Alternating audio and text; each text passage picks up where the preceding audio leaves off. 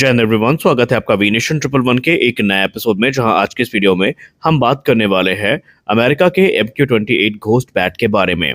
अब आप कल्पना कीजिए कि भारतीय वायुसेना का एक राफेल विमान, एक तेजस मार्क 1 अल्फा और सुखोई 30 MKI मिशन पर उड़ रहे हो और उनके साथ एक ऐसा ड्रोन भी उड़ रहा हो जो दुश्मन के रेडार को जाम कर सके, खुफिया जानकारी जुटा सके, मिसाइल हमलों का सामना कर सके और जरूरत पड़ने पर दुश्मन के ठिकानों पर भी अटैक कर सके।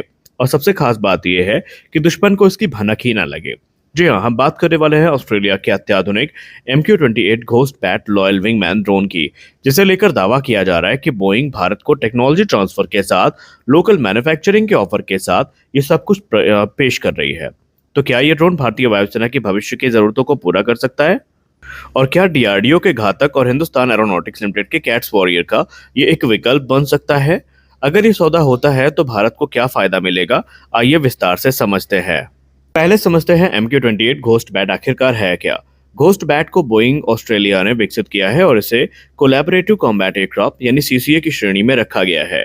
आम भाषा में समझाएं तो ये एक लॉयल विंगमैन ड्रोन है। इसका मतलब ये है कि किसी मैन फाइटर के साथ उड़कर उसका साथी बनता है और मिशन में उसकी मदद करता है। ये पारंपरिक ड्रोन की तरह केवल निगरानी करने वाला प्लेटफॉर्म नहीं है, बल्कि AI संचालित युद्ध प्रणाली है। घोस्ट बैट को इस तरह से डिजाइन किया गया है कि ये मानव पायलट के जोखिम को कम कर सके और युद्ध के दौरान जो अतिरिक्त शक्ति है वो प्रदान कर सके। स्पेसिफिकेशंस पे नजर डालें तो घोस्ट बैट की सबसे बड़ी ताकत है इसकी ऑटोनॉमी। ये ड्रोन अपने मिशन को काफी हद तक खुद संचालित कर सकता है।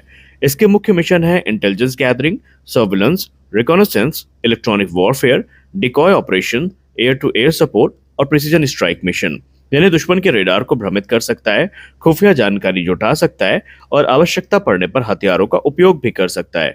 युद्ध के दौरान सबसे खतरनाक इलाके में पहले इस ड्रोन को भेजा जा सकता है, जिससे पायलट और महंगे लड़ाकू विमानों का जोखिम कम हो सकता है। अब भारत में इस ड्रोन की चर्चा शुरू क्यों हुई? हाल ही में भारत और ऑस्ट्रेलिया के बीच में रक्षा सहयोग तेजी से बढ़ा है।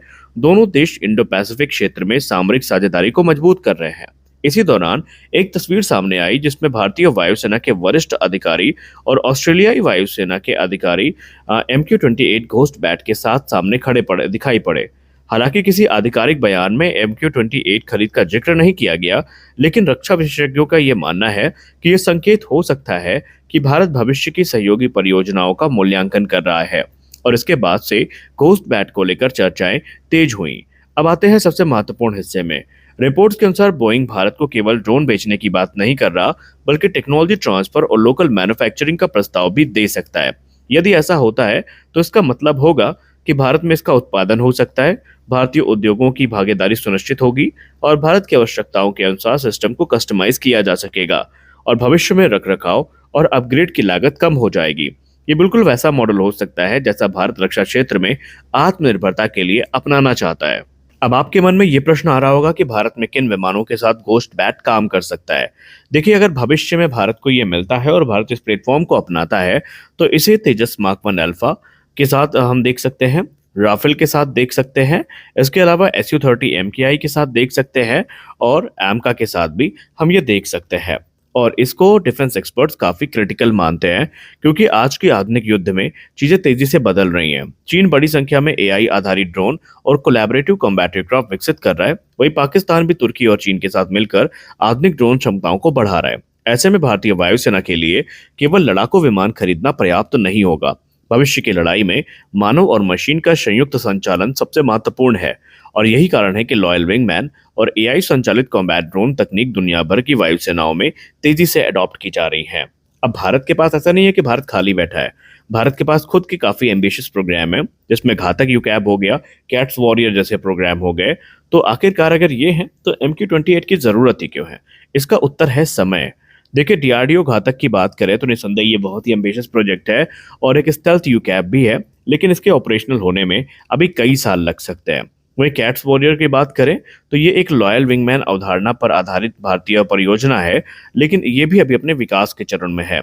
ऐसी स्थिति में MQ-28 जैसे उड़ान परीक्षित प्रणाली भारतीय वायुसेना को प्रारंभिक अनुभव प्रदान कर सकती है और अगर बोइंग का प्रस्ताव आगे बढ़ता है तो भारत को कई फायदे भी मिल सकते हैं।